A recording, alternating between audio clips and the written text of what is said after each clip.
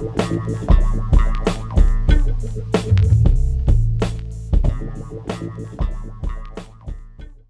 there, backcountry travelers. Welcome to the Coast Mountain Backcountry Report. My name is Jeff Van Driel. I'm an ACMG ski guide, professional member of the Canadian Avalanche Association, and just wanted to chat with you guys a little bit about the conditions that we're seeing out here in the backcountry currently. This is Spearhead Glacier here behind me. We're at about 2350 meters. Just wanted to mention about the glaciers right now. They're really probably one of the biggest hazards in the backcountry at the moment is all the crevasses. You can see how broken it is behind me. All the holes that have kind of opened up during the summer and haven't quite been covered up yet by the limited snowfall that we've had so far. Even if we compare this to past winters, the glaciers are quite open. Now we've been seeing a variable snowpack depths. Everything from 95 centimeters to close to 200 centimeters. Pretty limited observations so far. This is our first day out and getting an initial look at the conditions out here. But what that tells me is that while I can see a lot of the hazards, i.e. the crevasses or the holes that are open, it also tells me that there may be some holes that are just barely covered over by this new snow that has enough snow to hide the crevasses, but not quite enough snow to actually support my weight. So definitely, if you're getting out into the backcountry, a high alpine really right now is the place to be. But exercise caution on the glaciers.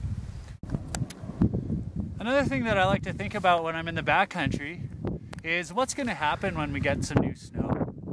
And right now, one of the significant things that I've been seeing on some of the, on most aspects actually up here, we've seen it on south and north aspects, is there's small surface hoar, which is kind of a feathery, weak crystal that forms on the surface, basically the winter form of dew. Once it gets buried by new snow, it becomes quite a weak layer. And surface hoar isn't always everywhere.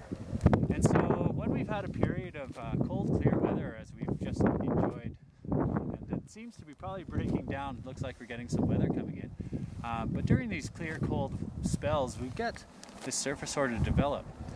So what I like to do is kind of look and see where the surface hoar is, because once it gets buried, I'm not going to know where that weak layer is.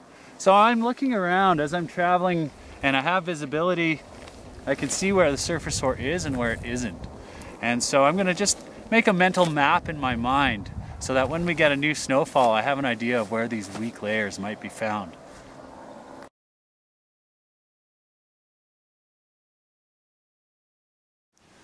So we're up here at 2180 meters up on the Spearhead Glacier, and we've dug a pit just about to ground here to get a feel for what the snowpack is doing. Avalanche Canada has rated the danger today as moderate in the Alpine, and same with the Whistler Blackcomb Backcountry Advisory. So we thought we'd just confirm some of the things that we saw in there. They were talking about some crusts from earlier in November, and you can see here, coming down, here's some of the new snow. And right about here, I feel a fairly significant crust, likely the one that they're calling November 20th. And very, very dense snow here. Then we start to get into some more crust and facets. And in fact here, it's actually quite rotten. And facets are a snow crystal that develop during periods of cold temperatures with a shallow snowpack, which is what we've experienced this last week. Alright guys, so it looks like throughout the day we've had a bit of a change in the weather. We've been in a long Arctic outflow that gave us really clear sunny days with cold temperatures. Today it's definitely warming up as we get more and more cloud cover. So the light's getting a little bit worse as far as visibility, but the clouds are insulating the earth a little bit. So we've gone from about -5 this morning to about 0 degrees currently. It's now about 2:30 in the afternoon here at 2180 meters. And so we're looking at a bit of a change in the weather going forward into the weekend. Looks like we're going to get a series of weak, disorganized systems coming into the weekend. So just something that I'm noting as far as the surface hoar that's on the surface, we seem to have found it on most aspects.